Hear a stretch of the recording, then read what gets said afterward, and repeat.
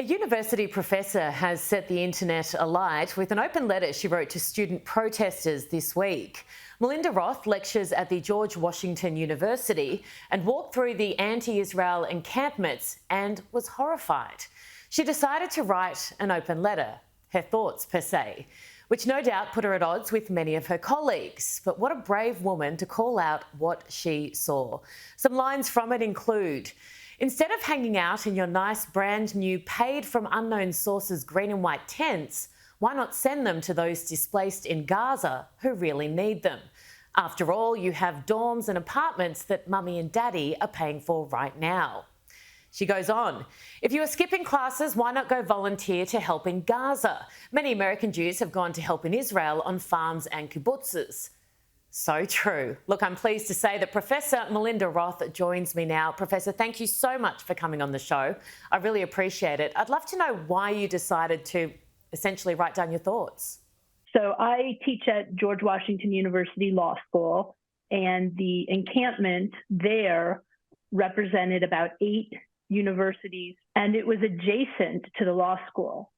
So it was very disruptive. My students were actually taking their exams with chanting and drumming and all sorts of noise. So exams had to be relocated. And I went to the campus to pick up my exams to grade, which, by the way, I still have many to grade.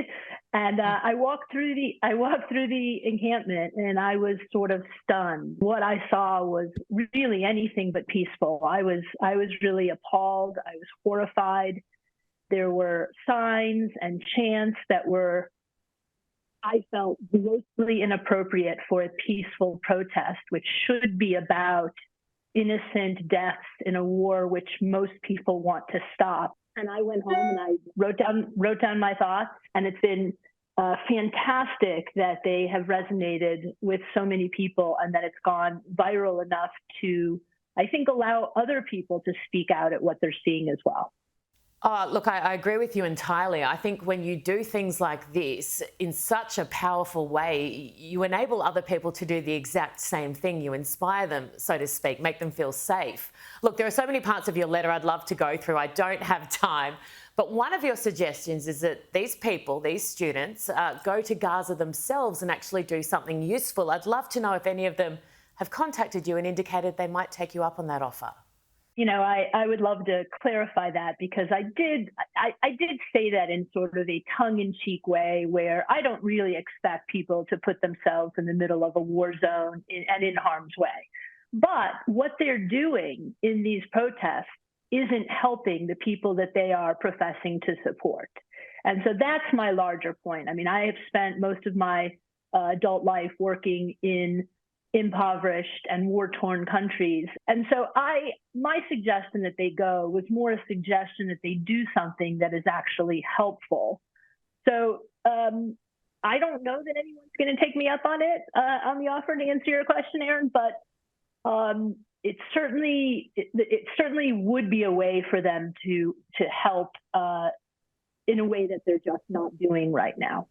You point out something that is really powerful, in that really the whole point, they say, of their protest is to stop the killing of innocent people, and yet the slogans and the things they are chanting are essentially calling for that exact same thing, but on the other side. Like, it makes no sense.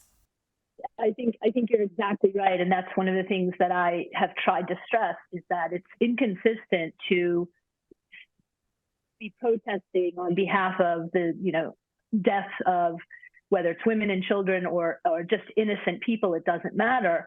But there's not a single sign, a single chant, a single demand to release the hostages. And if you would protest into trying to get these hostages released, which, by the way, include 5 Americans, there is a good chance that if the hostages were released and those that were killed in captivity, their bodies were returned, and Hamas surrendered, this war would be over, and we could all go about building bridges and, making whatever Gaza's future is no longer war-torn and hopefully economically and safe for all. Melinda, finally, what was the reception like from your colleagues in particular? Because as we all know, universities aren't exactly renowned for their support of, say, well, to put it bluntly, things that are reasonable and make sense?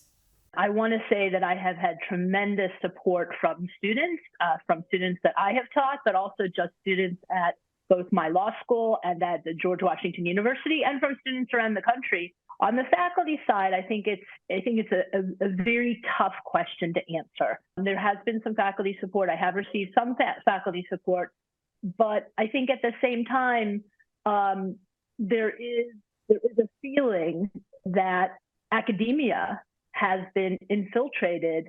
And one of the reasons why we've seen the rise of anti-Semitism is that there's so many people in positions that are using their classrooms to indoctrinate people of their own beliefs rather than teaching students to critically think.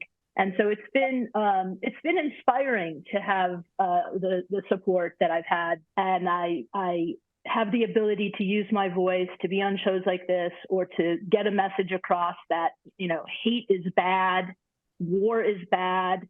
Let's all hope for peace, and let's all try to remember that that thing that we learned when we were very little about loving thy neighbor and treating people kindly, and not having hate in our hearts. And that's really what my message is meant to say. Well, I'm going to use your words again and end this segment probably on my favourite part of your letter, and it reads like this: "You are not on the right side of history like you think you will be. No one with hate in their heart ever is." Melinda Roth, thank you so much for A, using your words and your position so bravely, and B, joining me here on Erin. Thank you so much for having me. It's been a real pleasure, and I really appreciate your time.